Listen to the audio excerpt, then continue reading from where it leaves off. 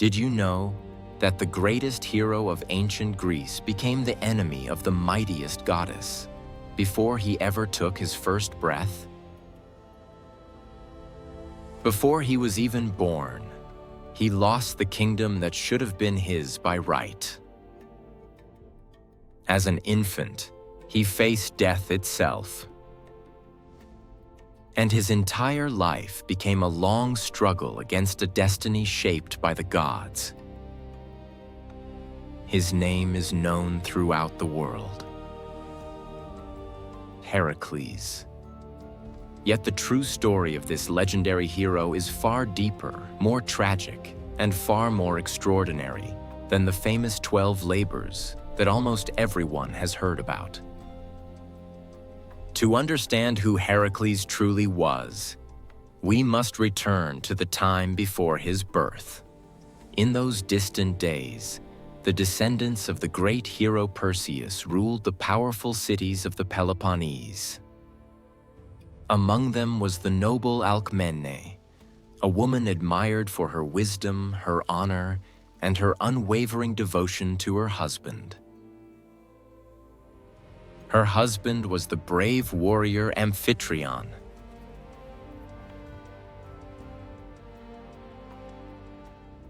While he was away on a military campaign, Alcmene patiently awaited his return, never imagining that her fate had already drawn the attention of the King of Olympus himself. Zeus had long watched over Alcmene. Among mortal women, she stood apart not only for her beauty, but also for the virtues that even the gods admired. He chose her to bear a son, who would become humanity's greatest protector, a hero destined to rid the world of monsters and restore order wherever chaos ruled. But Alcmene loved Amphitryon with all her heart. She would never willingly betray her husband.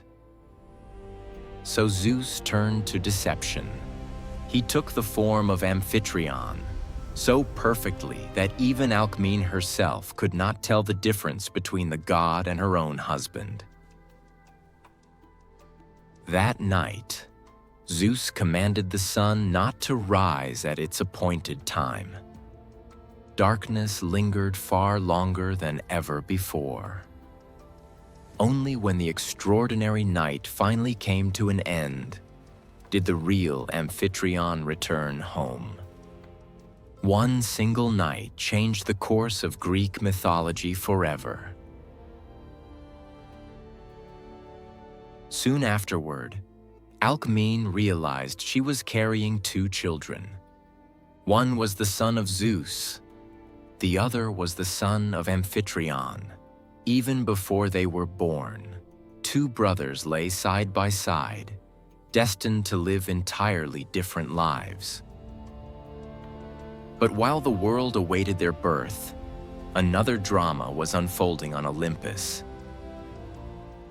Hera, the mighty queen of the gods, quickly learned of Zeus's betrayal. To the goddess of marriage, this was more than another humiliation. The child yet to be born would stand as a living reminder of her husband's unfaithfulness. And so, Hera resolved to destroy the boy's future before he ever entered the world. Meanwhile, filled with pride for his unborn son, Zeus made a careless declaration before the assembled gods. He proclaimed that the next descendant of Perseus to be born would become the mighty ruler of Argolis and king of Mycenae.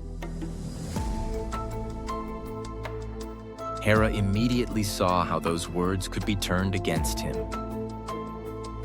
She asked Zeus to seal his promise with an unbreakable oath.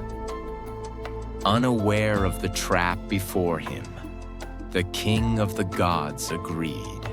He swore that the very first descendant of Perseus born that day would inherit the throne of Mycenae. That was exactly what Hera had been waiting for. She summoned Eileithyia, the goddess of childbirth. Eileithyia sat outside Alcmene's chamber with her arms and legs tightly crossed. As long as she remained in that position, the birth could not begin. At the same time, Hera caused another descendant of Perseus, Eurystheus, to be born prematurely. He entered the world weak, frail, and long before his proper time. But that was enough. Zeus's oath had already taken effect. The future king had been born, and Zeus's own son had not yet drawn his first breath.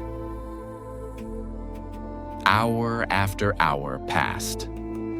Alcmene suffered through endless labor, while every attempt to help her failed.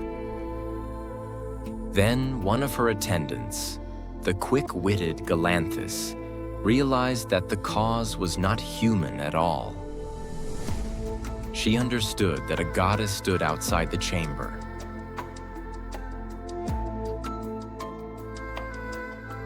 With no other choice, Galanthus cried out, "Rejoice, the child has been born." Startled by the unexpected shout, Eileithyia leaped to her feet, her arms and legs uncrossed. The spell was broken. And in that very moment, Alcmene gave birth. Two boys entered the world. The elder was the son of Zeus. The younger was the son of Amphitryon.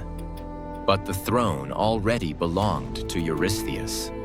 The boy had lost his kingdom before taking his very first breath. For her deception, Hera cruelly punished Galanthus, transforming her into a small creature destined to hide from humanity for the rest of her life. At first, the child was named Alcides, in honor of his ancestors. Only later would he receive the name by which the world would remember him: Hercules, a name that means the glory of Hera. The irony was unmistakable. Throughout his life, Hera would devote herself to destroying the one whose very name was meant to glorify her. But the goddess had no intention of waiting for the child to grow. One silent night, she sent two enormous serpents into his nursery. They slithered quietly toward the cradle where the two brothers slept. Iphicles awoke first. The moment he saw the serpents, he cried out in terror. His cries brought the adults rushing into the room. What they found was beyond belief. The infant Hercules sat calmly in his cradle. In each tiny hand, he tightly grasped the lifeless body of a giant serpent. Before he could even speak, the child had defeated creatures that many grown men would have feared to face. Astonished by what had happened, Amphitryon summoned the blind seer Tiresias. After hearing the story and looking upon the child, the aged prophet declared that an extraordinary destiny awaited him. He foretold that Hercules would accomplish great deeds, overcome the most terrifying creatures, and endure trials that no ordinary human could survive. A little child lay peacefully in his cradle. Many great trials still awaited him. If you enjoyed this myth, please give the video a like, subscribe to the channel, and turn on notifications so you won't miss the next stories. Thank you for watching and see you in the next video.